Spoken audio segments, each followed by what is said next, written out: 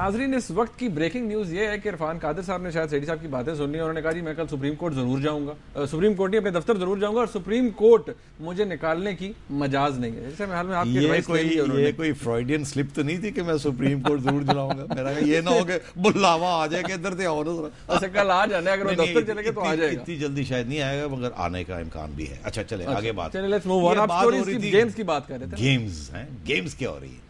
एक और गेम चल रही है और उसकी तरफ लोगों की तवज्जो नहीं है, और मैं आपकी तवज्जो दिला दूं।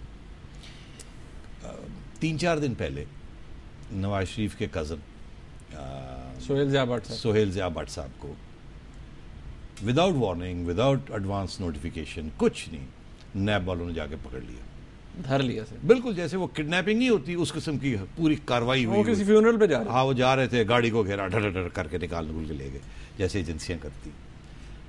अब भट्ट साहब, जिस गरीब की गाड़ी थी वो भी पीट रहे अभी तक। हाँ, वो गाड़ी भी ले गए, गाड़ी भी नहीं दे रहे वापस। अच्छा खैर, तो हम लोग बड़े परेशान कि यार ये क्या हुआ है, ये तो एक सियासी मूव है, और इस स्टेज पे, जिस स्टेज पे जरदारी साहब को नवाज शरीफ साहब की सपोर्ट की ज़रूरत है, बिकॉज बाकी हर तरफ से अटैक आ रही है, तो ये क्यों किया इन्होंने? इससे तो मियाँ साहब नाराज़ हो जाएंगे। तो मेरा तज्जिया भी उस दिन यही था कि मुझे यकीन नहीं आ रहा कि ये क्यों किया गया, और मेरा ये ख्याल था कि हुकूमत या प्रेसिडेंट साहब को पता ही नहीं है और किसी ने कुछ चालाकी की है नैब के अंदर और ये कर दिया। I am proud to happy to tell you कि आई वाज रॉन्ग। अच्छा, जब तफ्तीश की तो पता चला ये भी एक गेम है। अच्छा, गेम क्या थी जो कि बाद में पता चली? भट्ट साहब के ऊपर एक कन्विक्शन है इन एब्सेंशिया 31A के तहत कि ये इनके ऊपर कोई चार्ज था फजूल किस्म का कोई, उसके ऊपर ये बाहर चले गए हुए थे, आपको याद होगा, जलावतन हो गए नवाज शरीफ साहब के साथ के, और उसके दौरान इनके ऊपर एक कन्विक्शन हो गई, इनकी एब्सेंशिया में इनको बुलाया गया, ये आए नहीं, तो केस तो नहीं चला मगर कन्विक्शन हो गई। रहमान मलिक के साथ साहब के साथ भी यही हुआ। Exactly, यही हुआ। इल्ज़ाम लगा, ये वापस नहीं आए, इल्ज़ाम तो प्रूव नहीं हुआ मगर इन एब्सेंशिया कन्विक्शन होगी कि आप आए नहीं, वो 3 साल की 3 साल की सजा होगी। अब रहमान और ये इनको आए हुए वापस, अब आपको पता है मियाँ साहब आए तो ये भी साथ आ गए, तो ये आगे 2-2.5 साल से यहाँ आराम से बैठे हुए थे, अपना काम वाम कर रहे थे। केस जो था वो कन्विक्शन स्टैंड करती थी, मगर किसी ने तंग नहीं किया था। जैसे रहमान मलिक साहब को किसी ने तंग नहीं किया एकदम। वो आपको याद होगा कि रहमान मलिक साहब भी इधर उधर भागना शुरू हो गए, और फिर वो लाहौर हाई कोर्ट भी गए अपनी कन्विक्शन को क्वॉश करने के लिए, और लाहौर हाई कोर्ट ने कहा नहीं, आप हेल्ड कर दी, प्रेसिडेंशियल पार्डन मिला। हालांकि बिटवीन यू एंड मी क्या, अभी हर किसी वकील को पूछ लीजिए, बड़ा क्लियर है कॉन्स्टिट्यूशन कि एब्सेंशिया की कन्विक्शन जो है like a confession in a trial, वो अपहोल्ड नहीं हो सकती, वो ख़त्म हो जाती है, पहली अपील के ऊपर ही कन्विक्शन ख़त्म हो जाती है, केस चलता है। यहाँ इनके रहमान मलिक साहब के केस में ऐसे नहीं हुआ, और रहमान मलिक साहब को फिर बेल लेनी पड़ी सिंध हाई कोर्ट से, और उसके बाद हाई कोर्ट लाहौर आना पड़ा, जहाँ की उनकी कन्विक्शन अपहोल्ड हो गई। उन्होंने कहा नहीं, हम नहीं आपको रिलीफ देते। फिर प्रेसिडेंट साहब को इनको पार्डन करना पड़ा, नहीं तो ये जेल जा रहे थे। इन्होंने सुप्रीम कोर्ट अपील नहीं की क्योंकि इन्हें पता था जब तक अपील रहेगी मैं तो जेल में रहूंगा, तो उन्होंने स्ट्रेट प्रेसिडेंट साहब ने पार्डन ले लिया। अब रहमान मलिक साहब के साथ तो ये हुआ। अब भट्ट साहब आराम से बैठे हुए थे, हमें नहीं पता था, मगर एक चीज़ और हो चुकी थी, एक चाल चल चुकी थी हुकूमत, और गालबन मैं समझता हूँ वो बाबर रवान साहब की ये माइंड है जो कि इस किस्म की चीज़ें सोच रही, स्पेकुलेशन कर रहा हूँ, मुझे नहीं पता। अच्छा, मगर उनकी रेपुटेशन उनको प्रिसीड करती है ना, he is not to be a naughty man. तो इनके 3 दिन पहले भट्ट साहब के एक और साहब है, उनको नैब ने जाके पकड़ लिया। उनका नाम है सादिक अली खान साहब। वो बेनज़ीर भुट्टो साहबा के ज़माने में यूटिलिटी स्टोर्स के चीफ एग्जीक्यूटिव थे, ये GM थे या MD थे, और उनके खिलाफ भी वो भी भाग गए थे। वो भी खूब फाइनेंशियल एम्बेजलमेंट, वो भी इसी किस्म की एम्बेजलमेंट का चार्ज था। सैफुर रहमान साहब ने बड़े बड़े लोगों पे लगाए थे, आपको याद होगा, हम पे भी लगा दिया था ट्रीजन का। जो दिल आता था वो मोहर लगा देते थे उसके, बड़े गलत आदमी। बड़ी खुशी की बात है कि मियाँ साहब ने उनको दूर कर दिया, चलो भाग जाओ। नुकसान बहुत पहुँचाया उन्होंने मियाँ साहब। बहरहाल वो coming back to the main story, तो सादिक साहब को 3 दिन पहले भट्ट साहब से उनको गिरफ्तार कर लिया गया।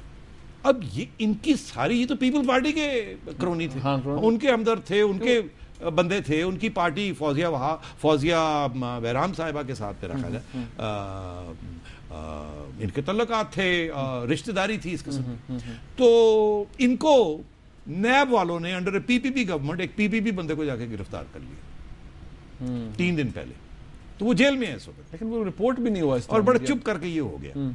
अच्छा, ये मतलब क्या कि PPP अपने बंदे को, नैब जो है वो इतनी नैब इंडिपेंडेंट हो गई है कि अब वो बिल्कुल ही बड़ी इवन हैंडेड अप्रोच कर रही है। और उसके बाद भट्ट साहब को जब पकड़ा तो ये इशू बन गया। दरअसल गेम क्या है?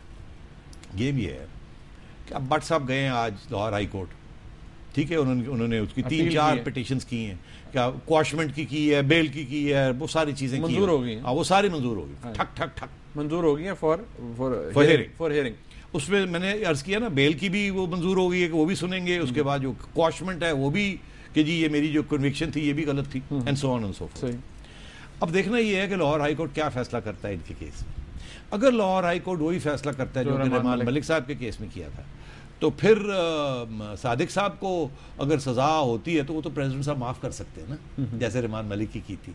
सोहेल भट्ट साहब का क्या बनेगा? और सोहेल भट्ट साहब का क्या बनेगा? या तो प्रेसिडेंट साहब सोहेल भट्ट को भी माफ कर देंगे, ऐसे लगेगा कि सुप्रीम कोर्ट हाई कोर्ट जो है वो उसने एक किस्म की बैलेंस के अंदर तीनों को, रहमान मलिक साहब को भी सजा अपहोल्ड की, भट्ट साहब की भी सजा अपहोल्ड की, और सादिक साहब की। फिर और प्रेसिडेंट साहब बड़े लगेंगे फराख दिल कि उन्होंने अपने बंदे भी और मियां साहब के बंदे, यानी कि बर्डन जो है वो हाई कोर्ट से फिर जरदारी साहब पे चला जाएगा। और जरदारी साहब मतलब अपनी फराख दिली बड़ी बैलेंस तरीके से दिखाएंगे, तो उसमें नंबर जरदारी साहब के लग जाएंगे ना, क्योंकि एतराज की बात है कि आप अपने क्रोनी को करते हैं।